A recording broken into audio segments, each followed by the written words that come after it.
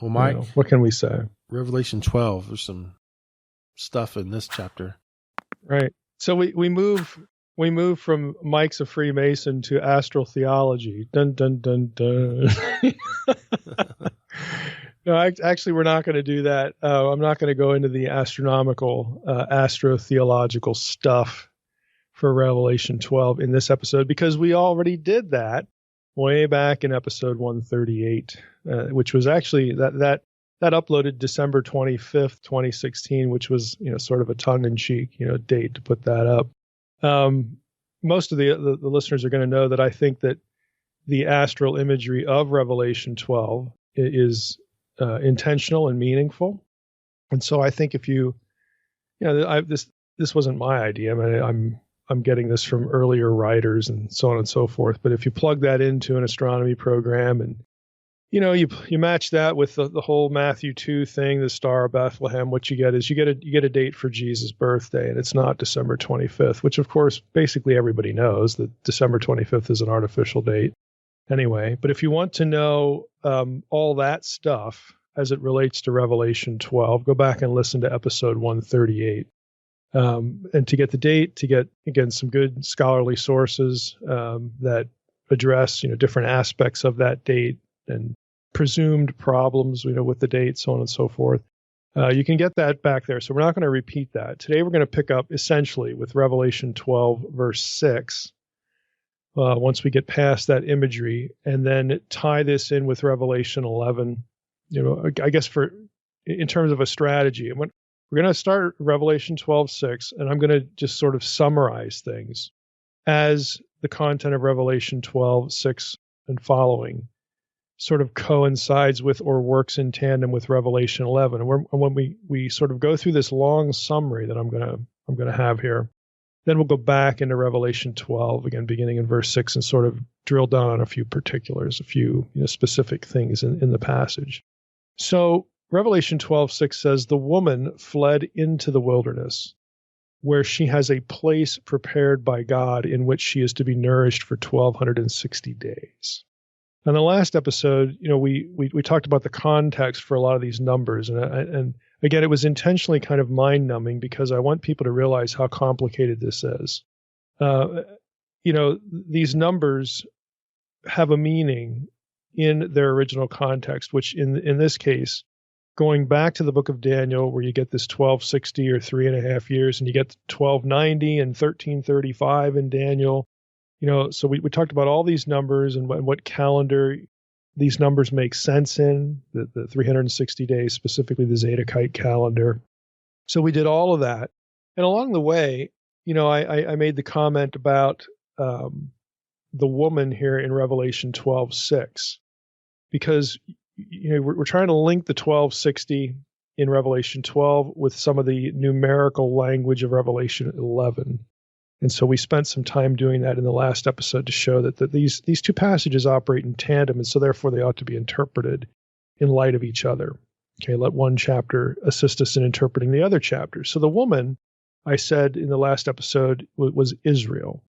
Yeah, I'm just going to go through sort of a running summary of a little bit from last week, tying it into Revelation 12, working through Revelation 12, and then we'll drill down on specifics and provide some data or some evidence, from the Old Testament for what you're going to hear here. So the woman, I said, was Israel, and the 1,260 days operates in tandem with the same number in Revelation 11:2. That's where it occurs. And I suggested earlier in that last episode that as Revelation 12:6 is really, descriptive of the persecution of Israel, the people of God. When I say Israel, think people of God here. So Revelation 12:6, the woman, i.e., Israel, the people of God, flee into the wilderness because Israel is the one who gives birth to the Messiah.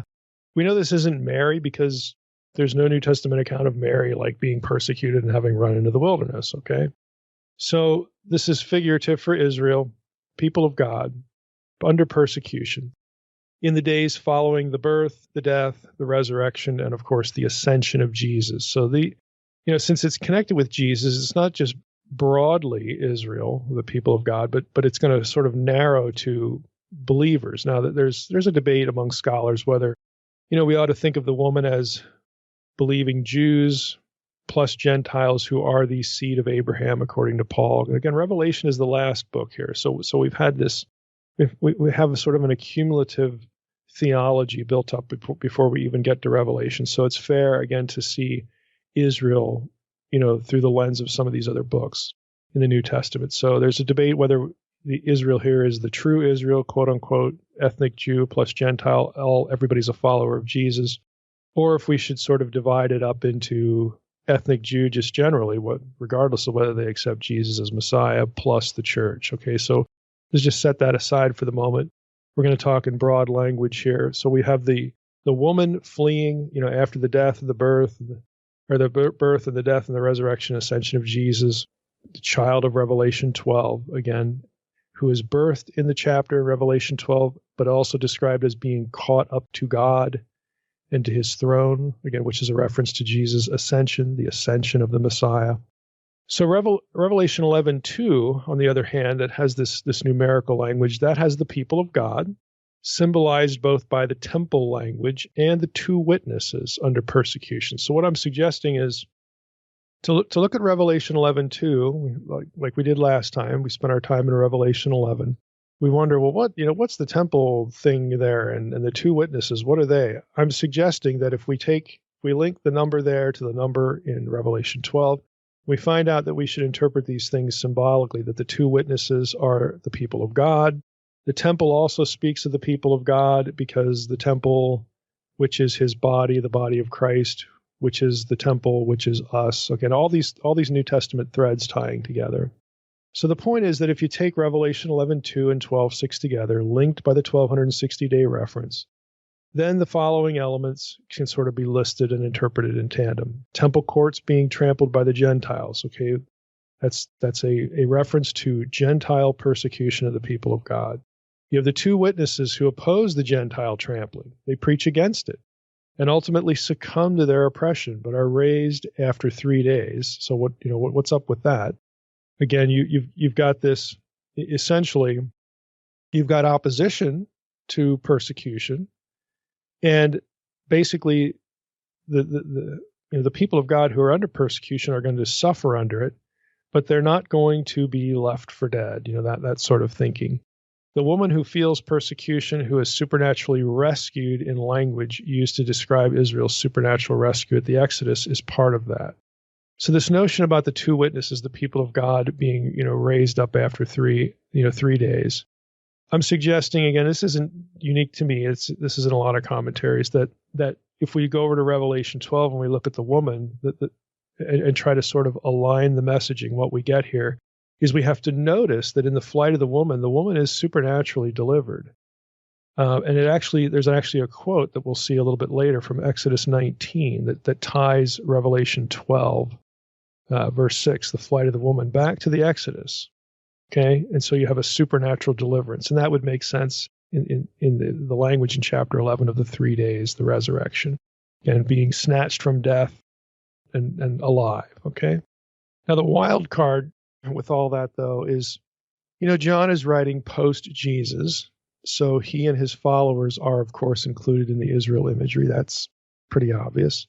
Offspring of the woman, Israel, are those who, in Revelation 12, verse 17, those who keep the commandments of God and hold to the testimony of Jesus, unquote. So it's very clearly followers of Jesus, okay, the church. Now, as I mentioned before, the question is, does that refer to the church alone, composed of ethnic children of Abraham who believe in Jesus, and Gentiles who believe in Jesus, who are theologically called the seed of Abraham elsewhere in the New Testament, like Galatians 3?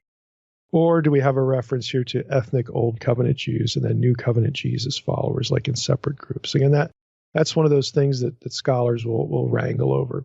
The first one makes more sense to me. That is, what we have here in the Israel imagery is the church, composed of ethnic children of Abraham who believe in Jesus.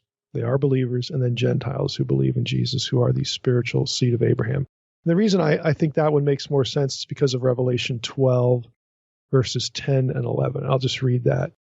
Revelation 12:10 says this, "And I heard a loud voice in heaven, saying, Now the salvation and the power and the kingdom of our God and the authority of his Christ have come.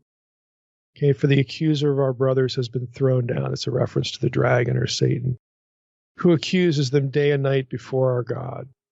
Verse 11, and they have conquered him by the blood of the Lamb and by the word of their testimony, for they loved not their lives even unto death.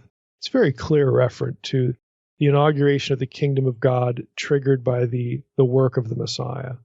So if that's the context for the Israel being persecuted here, it makes more sense to me anyway to say these are followers of Jesus, because in verse 17 that's what you've got. The offspring of the women are, quote, those who keep the commandments of God and hold to the testimony of Jesus. All right. They are a new Israel, okay, defined in New Testament terms. Doesn't, negate Jewish presence in there. It doesn't negate an eschatological role for national Israel or anything like that. I mean, I've beaten this drum, repeatedly on this podcast. I don't like any of the systems. So I've said very plainly that I don't think supersessionism is the way to go. I think it says too much. I think it overstates the data. The other side, I think, understates the data, the continuity here between, or the composition of the church as a new Israel, not the new Israel, but a new Israel. Because Israel ethnically, I mean, Paul did write Romans 9 through 11, okay? That he's still concerned about his countrymen. The same guy that said that Gentiles are now children of Abraham is still concerned for his ethnic brethren and their conversion and their destiny out there in the future. They're reawakening after the fullness of the Gentiles is accomplished. I mean, there's still a destiny out here for national Israel of something, okay? So, that's what I think is going on with Revelation 11 and 12. Now, the question is, when, whatever this stuff that's described, when is this going to happen, or did it happen? And again, the timing issue is a big deal, because again, the systems that try to approach the book of Revelation, they're going to land somewhere on the when question. And again, this is just me talking now. I think all the systems are a little bit too sure about their answer to the when question. I think that this is a bit more open, a bit more elastic than either side sort of likes to admit. But a few thoughts here. Let's ask ourselves some obvious questions. Were Jews or Jesus followers rescued in 70 AD in a manner like unto the miraculous deliverance from Egypt? In other words, when we get the woman fleeing into the wilderness, who is snatched up, like she gets eagle's wings. Okay, that's the Exodus 19, reference. When did that happen to the Jews in 70 AD? In the aftermath of the temple destruction? I don't think it did. I mean, what are you going to point to? So the content here of Revelation 12 doesn't really align very well with the idea that what's being described here is only about events of 70 AD. This is a significant missing element, okay? So if it doesn't sort of get its fulfillment in 70 AD, so, that would suggest there's a more distant future persecution and deliverance yet to come. Kind of like, some other aspects of prophecy. You have sort of an act and then a reenactment. You have this repetitive cycles in scripture of prophetic things. You've got the already but not yet thing working. So I don't think we can pin this, to 70 AD, because I don't know when the Jews got miraculously delivered from the Romans. It seems like the opposite happened, okay? So it seems more coherent in light of the 70 AD problems in Revelation 12:10 to see this persecution and deliverance as operating on an already but not yet continuum. Again, this is my perspective here, and I think it's consistent with lots of other passages and lots of other themes, in eschatology. What I mean by that is, for sure, after the ascension of Christ, okay, Acts chapter 1, think of that. After the ascension of Christ, the kingdom and authority of Christ came. Okay, Great Commission wording, all powers, all authorities given to me in heaven and on earth. We have the new covenant, inaugurated at Pentecost. I mean, all these things are happening. We have the kingdom, in Revelation 12's language, we have the kingdom. Let me go back to verse 10 and just read it again to you. The kingdom of our God and the authority of his Christ have come. Okay, for the accuser of our brothers has been thrown down. So for sure, this stuff's happening. And for sure, Satan's claim over people as Lord of the dead ended when the kingdom begins. Now, my view, and this from Unseen Realm, is that this is either proleptically foreshadowed in Luke 10, or Luke 10 marks the beginning. I saw Satan fall like lightning from heaven. I take that as sort of a legal, if I can use that terminology, a judgment on Satan, basically telegraphing the idea that if you are a member of Christ's kingdom, which we're starting now because I'm sending out the 70, giving them power over demonic forces and so on and so forth. If you're a member of Christ's kingdom, Satan has no claim on you. He can flap his gums all he wants to. Because if you're a member of Christ's kingdom, you will have everlasting life. Death no longer has dominion over you. Okay, he has no power over you. He has no authority over you. You are a member of Christ's body and his kingdom. Okay? So that language here in Revelation 12, again, is I think working in tandem with Luke chapter 10 and some other passages too. So for sure, Satan has no ownership over, he can't bring any meaningful accusation against anyone who's part of the kingdom of God. So that for sure that's the case. And also for sure, believers were persecuted. Okay, all these things are transparent, and neither the kingdom nor the opposition ended in 70 AD. This is my point. Okay, if this kingdom stuff precedes 70, and it has to, I think, with Luke 10 and a few other things, Paul's statement in Colossians, we have been translated into the kingdom of his dear son, okay? If the kingdom is around conceptually prior to 70 AD, well then we would expect if 70 AD is the culmination of prophecy or something like that it would go away or be altered or something. Or there'd be this miraculous deliverance on the other side of it. And we don't have that. So there must be a future day of the Lord. There must be a future persecution. There must be a future deliverance. And there will be a future kingdom consummation. So these images in Revelation 11 and 12, again, I'm taking together in tandem that they describe the persecution of the people of God, in what they certainly imagined to be, the last times. But the way it worked out was, we don't have the fulfillment of all these things at that time, at that historical time in 70 AD. The day of the Lord context, you go back to Revelation 11, okay, verses 15 through 19, you get all this Sinai imagery, the flashing lightning and all this kind of stuff. Well, again, all of those things, the Sinai imagery we've seen before in the book of Revelation, we've seen plenty of the antecedents for those things in the Old Testament. It's day of the Lord imagery, it's judgment imagery, so on and so forth. And the Lord will return to earth, will come to earth. Christ will return and punish the wicked and vindicate his own people and rescue them, on into, the eternal state, the new heavens and new earth, the new Jerusalem, and all these things that we're familiar with. So I think all of that is actually fairly clear. But the mystery here is the timing, again, which is related to the number of days. So how does this futuristic stuff relate to these numbers? Because the numbers sort of look specific, And in discussing Revelation 11 last time, I suggested, based on the observations of Boccaccini, okay, we read long sections of his article. The suggestion is that Daniel 12 gives us the when answer in association with those numbers. And so this is why he argued that Daniel situates the 1260 days, which is the same as saying a time and a times and a half time, 3.5 years. That's 1260 days by, again, a very specific calendar. And then the 1290 is adding a solar month, 30 days to it. And then the 1335 is adding another solar month plus a half solar month, 45 more days, and you get 1335. And at the conclusion of the 1335, you have, that's the time of the very end, you have that takes us in the book of Daniel to the general resurrection.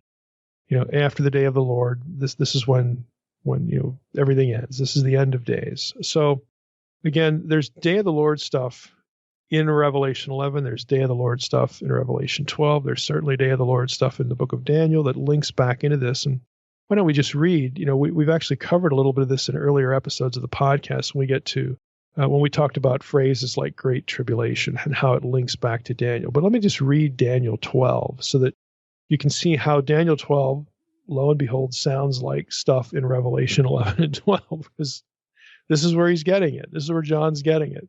So here's Daniel 12, starting in verse 1. At that time shall arise Michael, the great prince who has charge of your people, and there shall be a time of trouble, such as never has been since there was a nation till that time. Let me just stop there.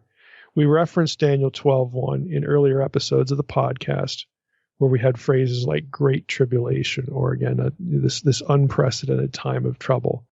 And we talked about the linguistic connections between those phrases in Revelation and here in Daniel 12:1. So this language isn't used very often, but here it is, and here's the specific point. This great tribulation language in Daniel is not linked to the beginning of a 7-year period. It's linked to a time that will coincide, the end of it, when it's over, with the general resurrection of the dead. Okay, essentially the great white throne, idea. So that alone, sort of, impinges upon traditional premillennial systems. In my view, it does not rule out the return of Christ and the rule of Christ literally on earth, because I think that's really talking about the new earth, not a 1,000-year millennium according to, again, some of these systems. So that's why conceptually I'm aligned with a premillennial thought. The return of Christ is on earth. The nations will be reclaimed on earth in real time and all this sort of stuff. So I'm with it, but the 1,000 years is too limited because, again, I think the better view is that what happens after this time of great trouble and the day of the Lord, the return of Christ, is we get the new heavens and new earth. And when we get to Revelation 20, because people are used to reading Revelation as a linear chronology, and they're going to think Revelation 20 interferes with that and so on and so forth. Well, again, according to one system of thought, it does, but according to other systems of thought, it doesn't at all. So it just depends. But I'm not an amillennialist, okay? Contrary to this reviewer, that I mentioned at the beginning of this episode, who reviewed my Demons book. No, I'm not an amillennialist, friend, okay? You can't say what I just said and be an amillennialist. I don't define the kingdom as some ethereal, eternal state that isn't happening in real time on earth. Wrong, okay? But I'm not using the vocabulary that a premillennialist would be sort of intimately familiar with. Okay, it's a little bit of, it's an already but not yet thing in operation, and the final culmination is, Eden returns to earth, like right here, not somewhere out in outer space or something. Okay, it's here on the planet made new. Hit the reset button for Eden and all that sort of thing. So back to Revelation or Daniel 12. So Daniel, again, is told Michael will arise. There shall be a time of trouble such as, been unprecedented. But at that time, he says, your people shall be delivered. So there's that deliverance language again, okay? Your people shall be delivered, everyone whose name shall be found written in the book. And many of those who sleep in the dust of the earth shall awake, some to everlasting life, and some to shame and everlasting contempt. Again, here's that general resurrection thing. And those who are wise shall shine like the brightness of the sky above, and those who turn many to righteousness like the stars forever and ever. This is our glorification. Okay? But you, Daniel, shut up the words and seal the book until the time of the end. Many shall run to and fro, and knowledge shall increase. Then I, Daniel, looked, and behold, 2 others stood, one on this bank of the stream and one on that bank of the stream. And someone said to the man clothed in linen, which we've talked about before, who was above the waters of the stream, how long shall it be till the end of these wonders?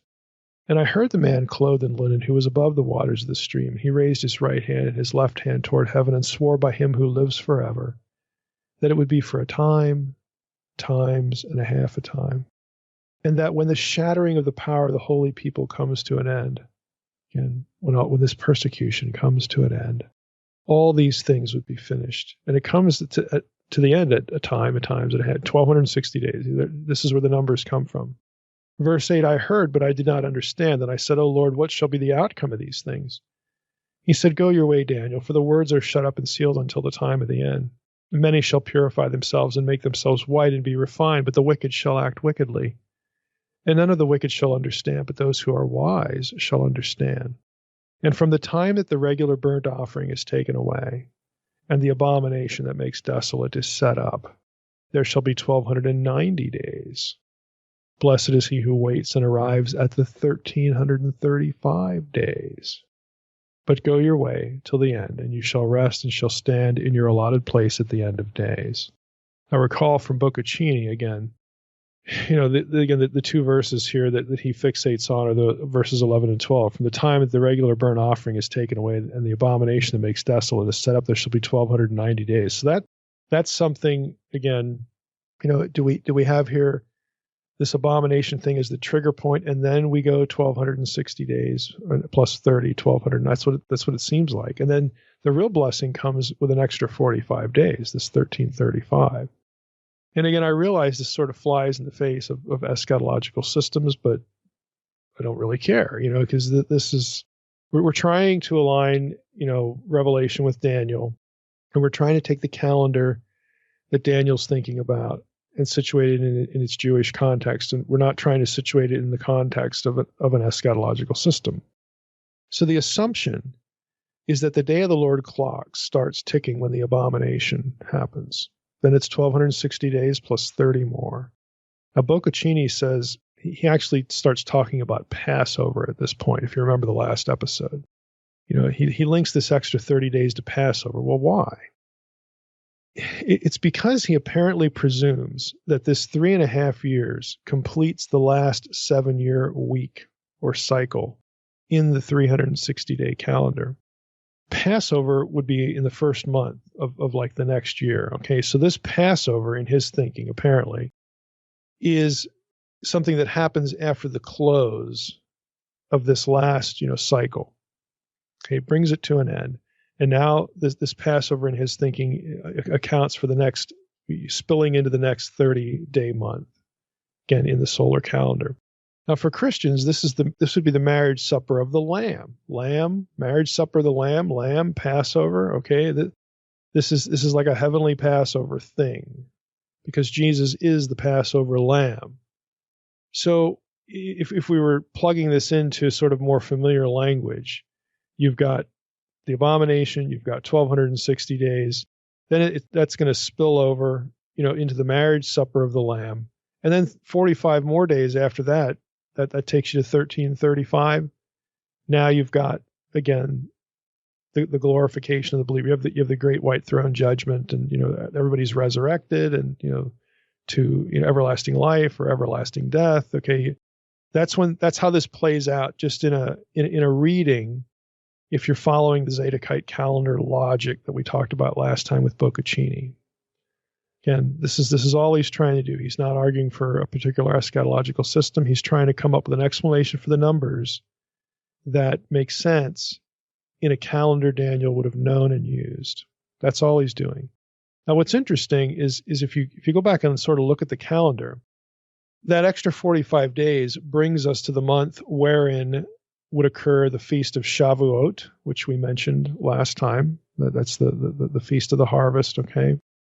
Feast of Weeks. The harvest is complete. That festival in the Israelite calendar is something that would take place when the harvest was brought in.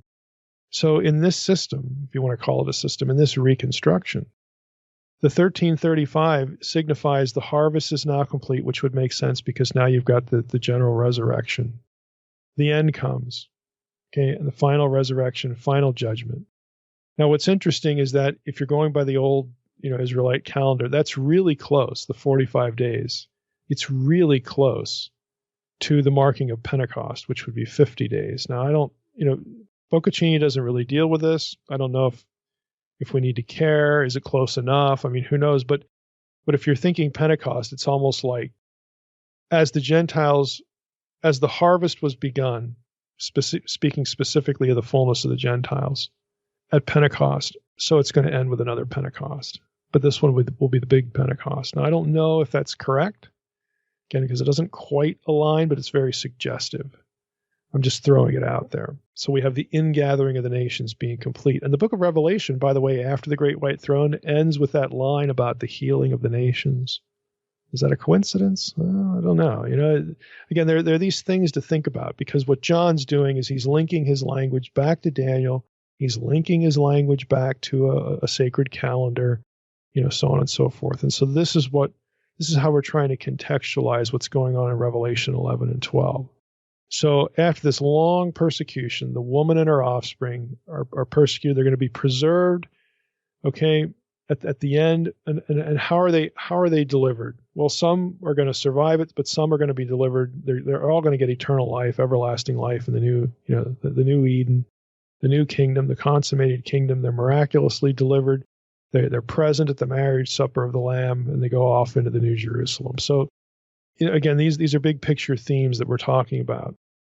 Now, as a sidebar, we had an earlier episode 206, on the Feast of Booths, Sukkot, which again would follow in this reconstruction, by several months. Now, the Feast of Booths, ultimately, the reason we did this episode 206, was that there are 70 bulls mentioned in Numbers 29, and there were some that were arguing that these are offerings to the national gods, the 70 gods of the 70 nations, and so on and so forth. And I took objection with that. I think rather, according to Zechariah 14:16, Sukkot 70 bulls would be the time when the remnant of the Gentile nations celebrates Sukkot in Jerusalem. Okay, when they are reclaimed and now loyal to Yahweh. So maybe that follows as well. Maybe there's actually the celebration of the epic Sukkot by the Gentiles regrafted into the family of God in the new earth. Maybe that's how we should be thinking about this, if we want to align it with some of these other calendrical things. It's speculation. We don't know this for sure. In Revelation, this would occur in the New Jerusalem, this ultimate Sukkot. Oh, the nations are back home, which is kind of an awesome image when you think about it. But the flip side of that is in the New Jerusalem, there's no sun. In other words, there's no time, there's no calendar. So how does this factor out? How does this figure out? Yes, Revelation 22 has the angel showed me the river of the water of life flowing from the throne of God, the Lamb in the middle of the street. We have the tree of life with its 12 kinds of fruit, yielding its fruit each month, and the leaves of the tree were for the healing of the nations. It's a really wonderful capstone image, but I can't sit here and tell you that this is absolutely the way these feasts and festivals are going to work out in relation to Daniel and in relation to the language of Revelation. You could build that case. I've sort of just sketched it here for you.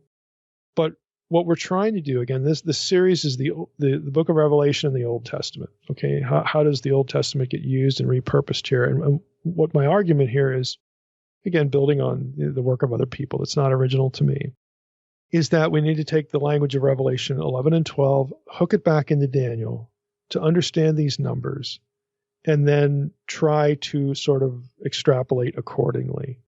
And when you do that, you come out with these are symbolic things, that the temple language in Revelation 11, the two witnesses language, the woman language of Revelation 12. This is symbolic for the persecution of the people of God who will ultimately be rescued supernaturally after a specific period of persecution, this 1,260 days. And then we have to go back to Daniel to think about the extra 30 days to get 1,290, and then 45 more to get 1,335. And so that the suggestion is Daniel 12 might actually give us sort of the chronology, the flow of events. And then you'd have to ask, well, what are the numbers? Why the 30 extra days? Boccaccini says, well, that's when they're going to be celebrating an eschatological Passover. And for Christians, that's the marriage supper of the Lamb. It's very obvious. And then the next 45 takes us to the resurrection, again, either to eternal life or eternal death.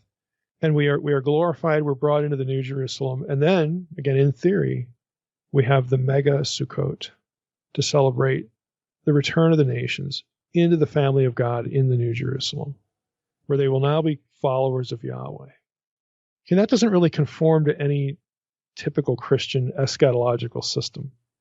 I mean, people are going to talk about it, but then they're going to throw in, other certain assumptions, okay, that sort of are drawn from other theological systems. And if you want to do that, fine. My hope is that listeners will grab a hold of some of these ideas. And I'm not telling anybody to endorse or give up a system of end times. But what I'm saying is your system needs to sort of be rooted in an Old Testament Second Temple context. That's all. Now let's go back.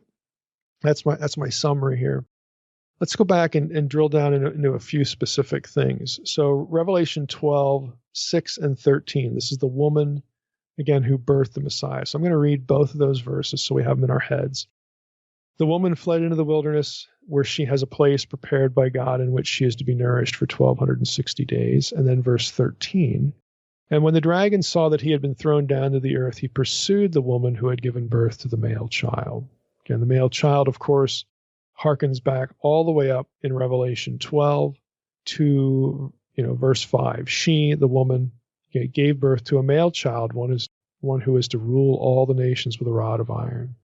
It's Jesus. It's the Messiah. But her child was caught up to God and his throne. Revelation 12:5 doesn't go through the whole history of Jesus. It doesn't talk about his ministry and the crucifixion and the resurrection. It skips all the way to the ascension, caught up to God and to his throne, because that's the seat of authority. Because a few verses later, he's going to say, in verses 11 and 12, that the followers of the Lamb have conquered, the dragon by the blood of the Lamb, by the word of their testimony. There's victory here. We've got, again, this language of the kingdom, again, has come. All these sorts of things that are going to be mentioned later in the book. So there's a certain logic to it, but let's just spend a little time on the woman. I'm going to quote from Beale and McDonough here, actually several times while we finish up the episode here, during the rest of our time here, because they put things into a nice summary. This is from the commentary, the really massive commentary on the use of the Old Testament in the New Testament. And Beale and McDonough were the ones that wrote the section on Revelation. So they write this about this chapter.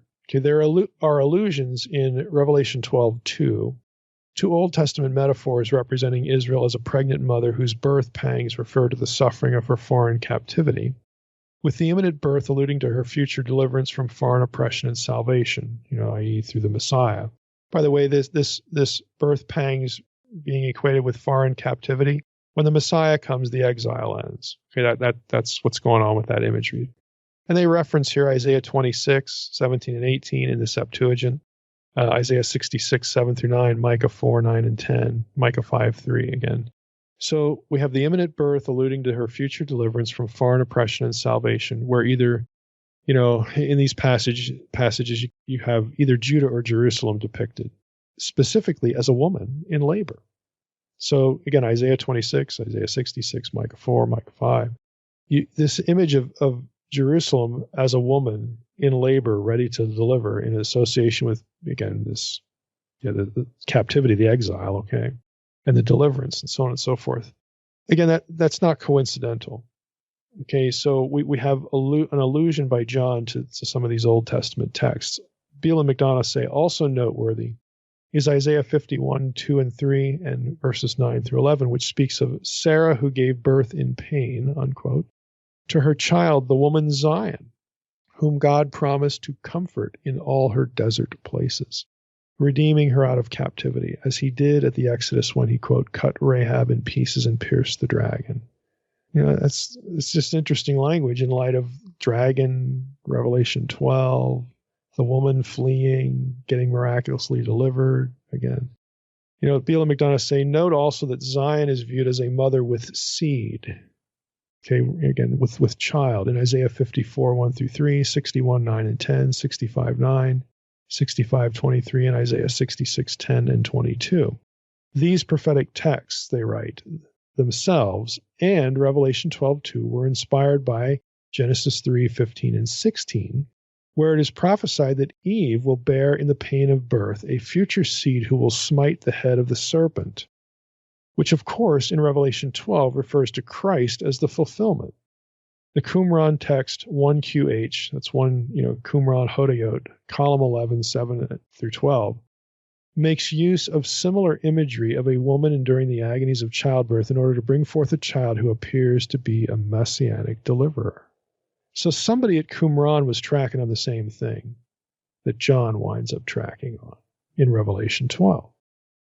Let's go to Revelation 12:3, or back to Revelation 12:3. Have the dragon, again, the catalyst of persecution. Beale and McDonough write this. The imagery of the dragon is used throughout the Old Testament to represent evil kingdoms that persecute God's people. And this is in mind here. Dragon, drakon in Greek, is another word in the Old Testament for the sea monster that symbolizes wicked kingdoms that oppress Israel. It's the Leviathan chaos image, And they write, often the wicked kingdom of Egypt is portrayed by this emblem. God is spoken of as defeating Pharaoh as a sea dragon at the Exodus deliverance, and at later points in Egypt's history. Psalm 74, 13 and 14, Psalm 89, 10, Isaiah 30, verse 7, Isaiah 51, 9, Ezekiel 29, 3, Ezekiel 32, 2 and 3, Habakkuk 3, 8 through 15. And they also say, see Psalm 87:4, where Rahab is a synonym for Egypt. Rahab is one of the words in Psalm 89 for, again, the chaos monster. All right. Also see Jeremiah 51:34, where Babylon is the subject in the same context, and also Amos 9:3. So there's a lot going on here with dragon imagery and Babylon and Egypt, okay, the enemies of God, and so on and so forth. And the Egyptian connection is interesting because, again, the woman that's going to be delivered in Revelation 12, she's given eagle's wings. Again, that harkens back to the Exodus 19 passage. You know, again, what John's doing is he's describing something, but he's linking it back, again, to certain events and images back in the Old Testament. Beale and McDonough also write, the image of the dragon in Revelation 12:3 represents the devil. The confirmation of this is in verse 9, who instigates the evil kingdoms of the world to persecute God's people. So we're not forgetting the devil in all this. It's very clear language in Revelation 12. Now, of Revelation 12:6 again, in light of the dragon stuff and the flight of the wilderness, Beale and McDonough add this. The fleeing into the wilderness is an allusion both to Israel's exodus from Egypt. Again, think of the dragon and Egypt connection. And the anticipated end-time exodus, which was to occur during Israel's latter-day restoration from captivity. First, it refers to the time when Israel fled from Egypt into the wilderness and was protected and nourished by Yahweh. And again, think of the harvest. Think of the Sukkot. I mean, all these things. Again, this preservation motif. All right, God providentially preserving His people. The verses, that they have a whole grocery list of verses for referring to when Israel fled from Egypt into the wilderness and was protected by Yahweh. Exodus 16:32, that's the manna passage. That one's obvious. But Deuteronomy 2:7, Deuteronomy 8:3, Deuteronomy 8:15 and 16, Deuteronomy 29:5. And again, there's a whole grocery list here. I'm not going to repeat them all. They write, the same pattern of fleeing into the wilderness is observable in the cases of Elijah, 1 Kings 17, 1 Kings 19, and Moses, Exodus 2:15. And they note here that Josephus, in his Antiquities, Volume 2, 256, notes the same connection.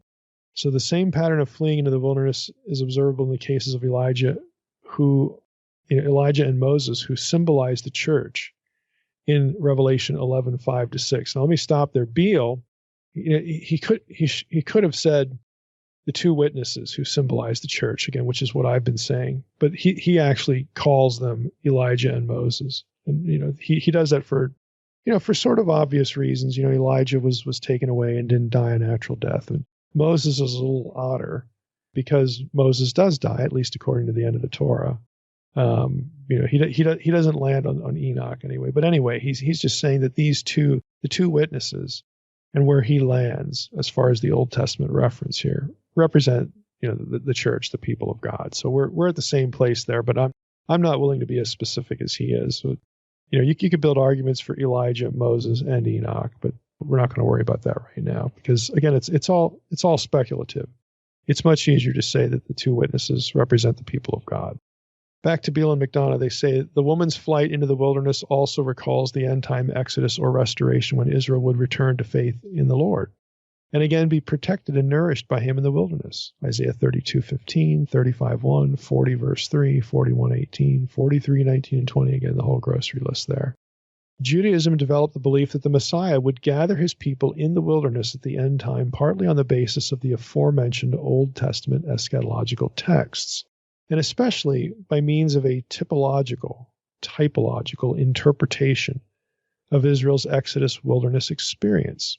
This belief is reflected in the writings of Josephus, where there is an explicit identification of first-century messianic movements with the desert and Exodus themes.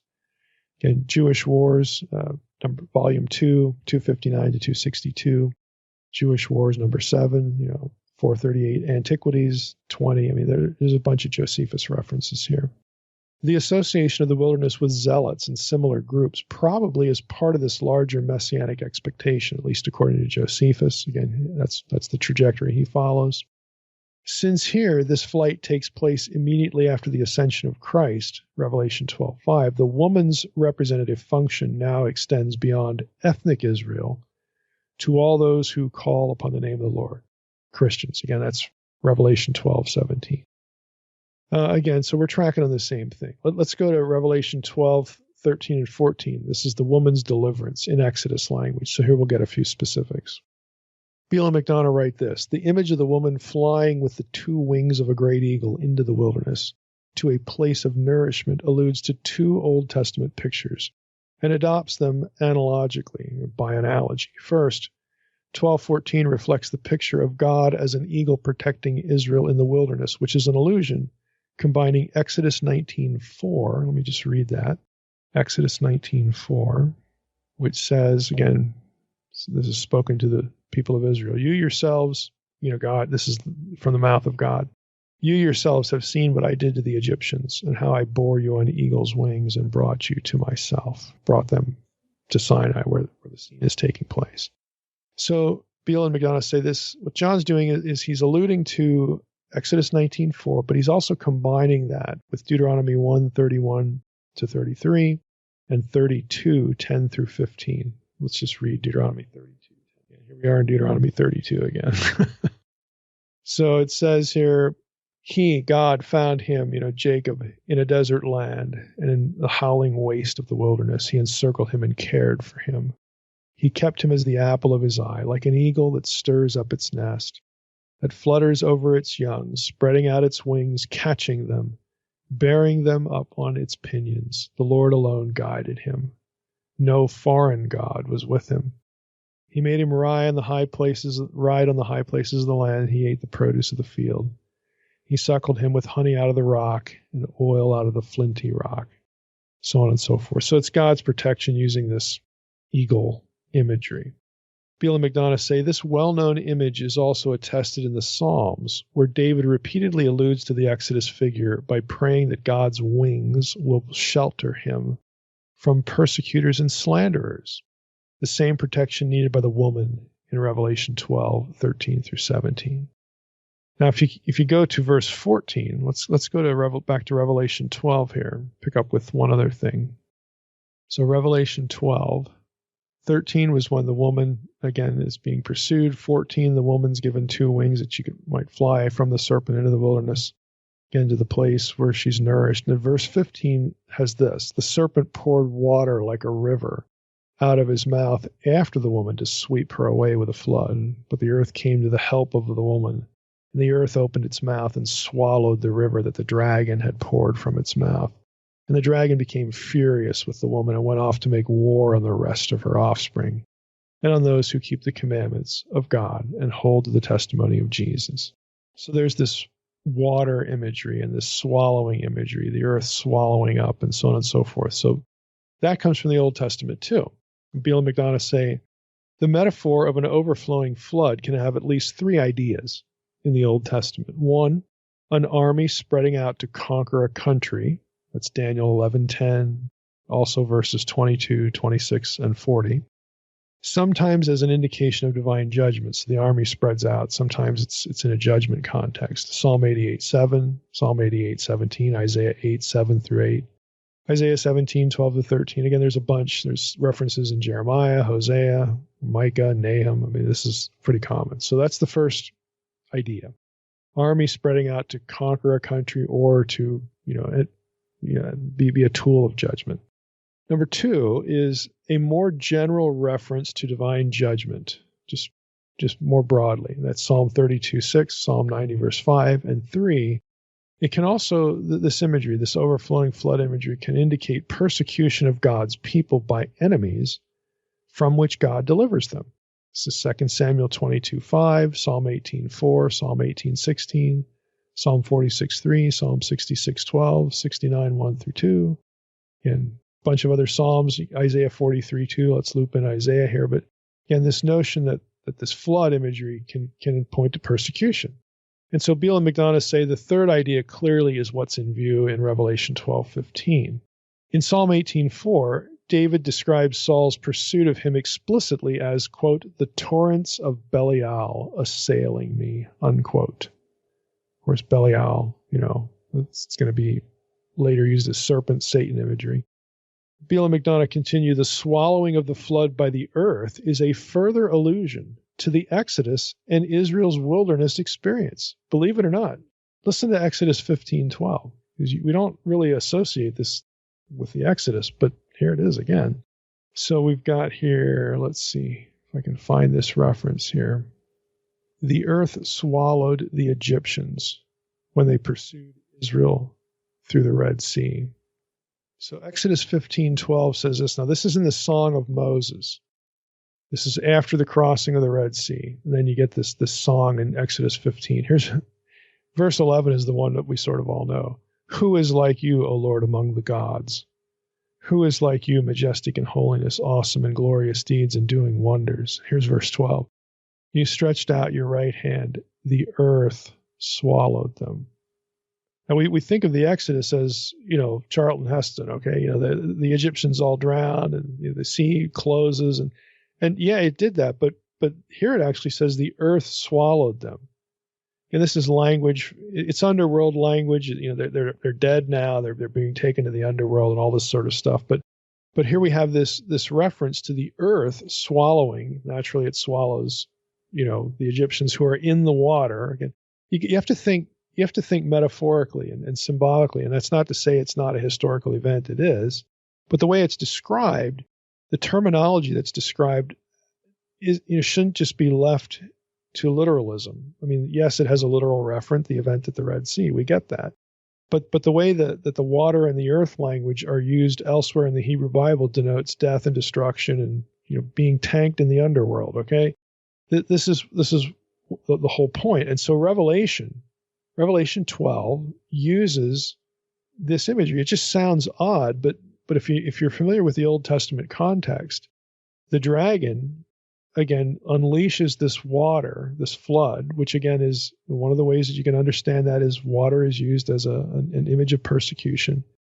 And then what does God do? The earth comes to the help of the woman, okay? And the earth opened its mouth and swallowed the river and the dragon that the dragon had poured from his mouth. Basically, just like the Exodus, the forces of evil get swallowed up, including the river. The river goes down there too, but it gets swallowed up by the earth. And it's right out of Exodus, the book of Exodus again. So again, by way of summary, there are plenty of Old Testament touch points here for viewing the woman of chapter 12 as Israel or the people of God. That ought to be quite evident here. The metaphor is transformed, though, by being connected to the birth, death, resurrection, and ascension of Jesus, birthed by the woman. So that Israel ultimately here is the true Israel, those who embrace the Messiah regardless of whether they're ethnic Jews or not. We can't take verses like Revelation 12:17 seriously by isolating the language of Revelation 12 to Jews only, ethnic Jews only. It just doesn't work because of the other things that are talked about, the kingdom of Christ in Revelation 12. Again, so this is, it's a good way to understand the language, again, taken symbolically and metaphorically, that has deep roots in the Old Testament. In a nutshell, that's what we've seen here in this episode. This stuff has deep roots in the Old Testament, not just in terms of cross references, but in terms of the conceptual metaphor of the vocabulary. It's used metaphorically in the Old Testament, so why shouldn't we read it metaphorically in Revelation 12, Revelation 11 and 12, when John's using that language from the Old Testament? And I'm suggesting we should. John's not really changing anything.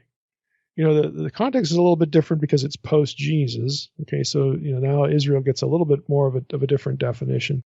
But John's using the language in the ways that you would find it in the Old Testament. So why don't we just follow his lead rather than doing some of the stuff that you see in prophecy books and whatnot? So again, this is what we're trying to do here. We're trying to just loop what's going on in Revelation, connect it back into the Old Testament, And for those of you who are just in love with a particular system, like I said at the very beginning, be warmed and filled. I'm not going to ask you to adopt one or dump one. I don't really care. But what I do care about is that you at least try. You do due diligence to connect your thinking about interpreting the book of Revelation to the Old Testament passages that John very clearly is referencing and alluding to and repurposing in what he's writing.